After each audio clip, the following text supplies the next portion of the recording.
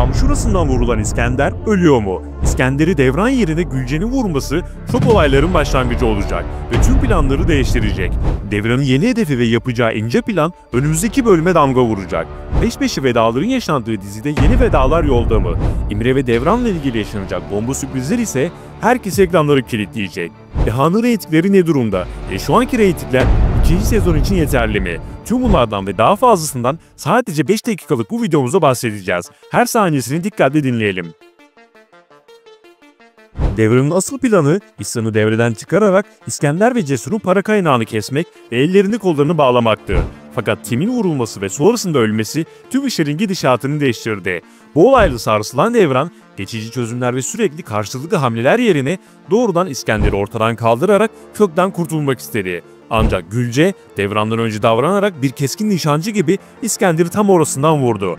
Böylece İskender sürekli "beni şuramdan vursunlar" diye orasından vuruldu. İlk bölümlerde de Ceylan İskender'i vurmuştu. Şimdi ise Gülce. Bu gidişle ailedeki herkes teker teker İskender'i vuracak. Peki bu andan sonra neler olacak? Elbette İskender'in ölmesi beklenmiyor. Daha yaşayacağı ve Devran'a karşı yenileceği çok an var. Zaten Devran da annesini düşünerek onun içeri girmemesi için İskender'in ölmesini istemez ve yaşaması için dua eder. Çünkü aksi durumda Gülce'nin bunu yapmasına neden olduğu için derin bir vicdan azabı çeker. Kısacası ortalık biraz karışacak. Herkes birbirine girecek ancak neticesinde İskender ölmeyecek. Bir süre hastanede tedavisi devam edecek. Durumlar böyle olunca tüm işler değişecek ve Devran yeni planlarıyla, yeni hedefiyle yeniden harekete geçecek. Son yaşananlardan sonra bir bakıma dizinin başlarına döndük. İskender, İhsan'ın malına mülküne konarak yeni bir otel aldı. İşletme işini Cesur'a verdi. Böylece Cesur gözünün önünde olacak. Kuduz ise altın işlerini halledecek. Buradan gelecek paralar da İskender'in ilk bölümlerde kurduğu sistemin aynısıyla temize çekilecek. İşte Devran'ın yeni hedefi de bu sistemi ve bu oyunu bozmak. Tıpkı geçtiğimiz bölümde herkese hodri meydan demesi gibi yine hepsine meydan okuyarak ince planlar yapacak. Fakat bu defa işini çok daha sağlama alacak. Çünkü artık hata yapma lüksü kalmadı. Ayrıca Gülce'nin İskender'i vurması Devran için İskender'in zayıf anını yakalama fırsatı verdi. Çünkü İskender hastanede yatarken Devran onun sistemini bozmak için harekete geçecektir. Devran ilk olarak otelin zayıf noktalarını tespit edip ona göre planlar kuracak.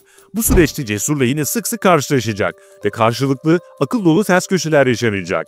Ayrıca Sophie'nin elindeki paralar da bu süreçte Devran'ın işine yarayacak. Öte yandan Devran'ın bir başka hedefinin de Kuduz olması bekleniyor. Çünkü Tim'i vuran kişi oydu. Bu nedenle Devran Tim'in intikamını almak için Kuduz'a karşı ayrı hedefler koyacaktır. Hatta buna ilk olarak altın işini patlatmakla başlayabilir. Bir başka sürpriz hamle ise Kadir'den gelebilir. Çünkü Kadir, eğer Tim ölürse bu işin peşini bırakmam diyerek Devran'a res çekmişti. Tim'in ölümünde İmre'nin de istemeden de olsa parmağı olduğu için Kadir İmre'ye kafayı takabilir. Ayrıca son haftalarda peş peşe vedaları yenileri eklendi. Tim ve İhsan diziden ayrıldı. Önümüzdeki bölümlerde yeni vedalar yaşanmaya devam edecek. Şimdi gelelim Devran ve İmre ile ilgili sürpriz gelişmelere ve dizinin reyting durumuna.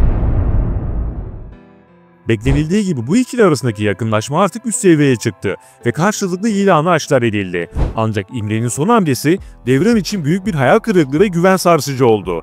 Devran tam İmre'ye güvenmişken onu Kuduz'un yanında arkadan iş çevirirken görünce adeta şok oldu ve tüm iletişimini kesti. Fakat İskender'in teklifi sonrası ikilemde kalan İmre aslında bunları yine Devran için yaptı. Devran'ın parmak izlerinin olduğu silahı ortadan kaldırarak içeri girmesini engelledi. Ancak Devran'ın tüm bunlardan habersiz olması ve İmre'nin bunları ilginç bir şekilde Devran'a söylememesi bu ikili arasındaki iletişimin kopmasına neden oldu. Fakat önümüzdeki süreçte aralarının yeniden düzelmesi ve hatta aralarındaki bağın çok daha üst seviyelere çıkması kaçınılmaz olacak. Üstelik İmre İskender'den yaptığı anlaşma karşılığında yüklü komisyonlar alacak. Belki de bu paralarla Devran'ı en iyi şekilde ameliyat ettirebilir. Çünkü İmre Devran'ı yaşatmak için elinden gelenin fazlasını yapacak. Ayrıca İmre hamile kalırsa buna da şaşırmayız.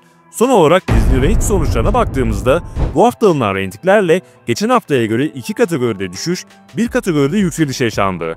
Sonuç olarak şu anki reytingler ikinci sezon için tam olarak yeterli seviyede diyemeyiz. Dizinin ikinci sezon onayı alması için reytinglerin biraz daha artması gerek. Umarız reytingler artarak devam eder. Sizce dizinin ikinci sezonu olmalı mı? Fikir ve düşüncelerinizi yorumlarda mutlaka belirtin.